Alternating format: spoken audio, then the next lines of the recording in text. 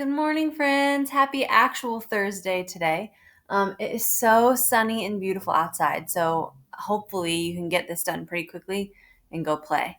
Um, so today, just a couple of things I want to talk about. We are getting really close to the end of holes, and I want to make sure that we finish it before we're done for the rest of the year. So I am having you read kind of a bigger chunk today, but I think it'll be worth it. And I've kind of things are starting to really get crazy. If we were on our plot map, we're starting to really get right up against the climax of the story. So things are getting good. Um, if you want to track me, but for your discussion question today, I'm actually going to have you guys ask the question. So, in my directions, I've asked you to ask 2 questions that you have about holes. They can be questions about the plot or the story. They can be questions about what you think might happen next. They can be questions that you would like maybe Stanley to answer, like what's a question you have for Stanley or for Zero or for the warden or whoever. But I want to know what questions you have. You're going to need to answer 2 questions.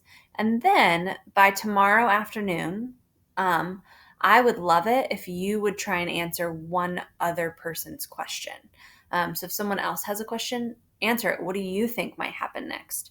What do you think Stanley would say in this situation? What do you think about this plot element? I really want this to be a discussion. I want there to be lots of back and forth. So really give it your all on that, because I'm interested in what you guys have to say.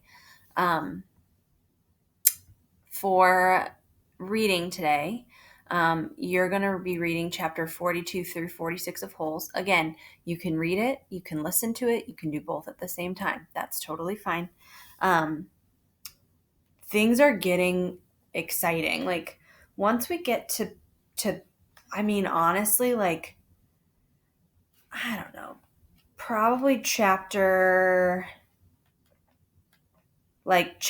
44 gets crazy. Things get wild. So I'm excited for you to get to read that. Things are really starting to become clear. We're starting to see a lot of questions. The answers to our questions are being shown, I guess. Also, there's some pretty clear examples of conflict, of problems that are now starting to really pop up. So be looking for that. Do not read ahead. I know you're going to want to. When you get done with chapter 46, you're really going to want to read ahead. Do not do it. I know it's exciting. I know you're pumped. Don't do it. Okay. Man, I'm so excited. This is great. The last thing for today is to add a caption to your research project. So I have, if it'll open, this project is on Monday's folder or in your Google Drive. Okay. You should be pretty much done. You should have your title. You should have your picture. Your paragraph should be done. Your extra facts should be inserted. So today you're gonna insert your caption. This can be a little tricky, so I'm going to kind of walk you through real quick what it looks like. But right here I have this is kind of where the caption is located. I also don't mind if you were to put it in this box, simply because we don't have like a super long paragraph, and so we don't need like subheadings in ours. So I'll go to my copy. And so what you'll do here, I don't know if you can see this. I'm going to make myself smaller.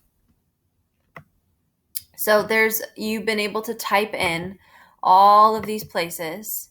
Okay. You've been able to insert your photo, all of that stuff. The one thing that might be a little tricky is your caption, and you're going to put it right here. Okay. If you're having trouble, if for some reason you don't have a box there, a blue box, you can come up to that text box, that little T, and then just create your own text box. You might have to mess with it a little bit. You might have to adjust the size or things like that, but that is how you would do that. So go ahead and use this as your caption box, since we won't have headings and subheadings in our one paragraph essay. Yeah, so make sure that your caption describes what's shown in your picture. It doesn't have to be super long, just like one sentence, maybe even less than that. Could be, just be a phrase as long as it describes what your picture is. A friendly reminder, your picture can be a picture of your object. It can be a diagram about how your object works. It can be something that is a picture of the actual thing. It can be a drawing of the thing, as long as you have some sort of visual image for your reader to see. Yeah, so just put your caption today. Captions are important because text features really help us gain more information about what is happening in a piece of text. So if I don't have all of the text features, then I'm missing information. It really helps to add to things. So help me understand what's going on with you by adding a caption. I think that's it for today. Yeah, please let me know if you have questions. We are coming up toward the end of the year, so I'm really going to start looking and putting grades in the grade book at this point. I've really kind of let you um, sort of do things slowly because I know that things are different and they're stressful and they're weird.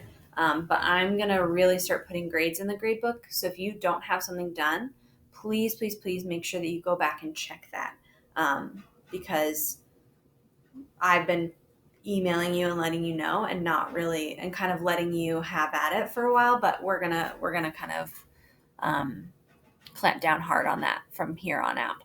So keep that in mind. Yeah, I miss you guys. I can't wait to see your faces. We will meet again for our Zoom call on Tuesday since Monday is a waiver day. So just know that Tuesday is when we're going to meet next. Yeah, I care about you. I miss you. Be safe. Enjoy the sunshine today. Bye, guys.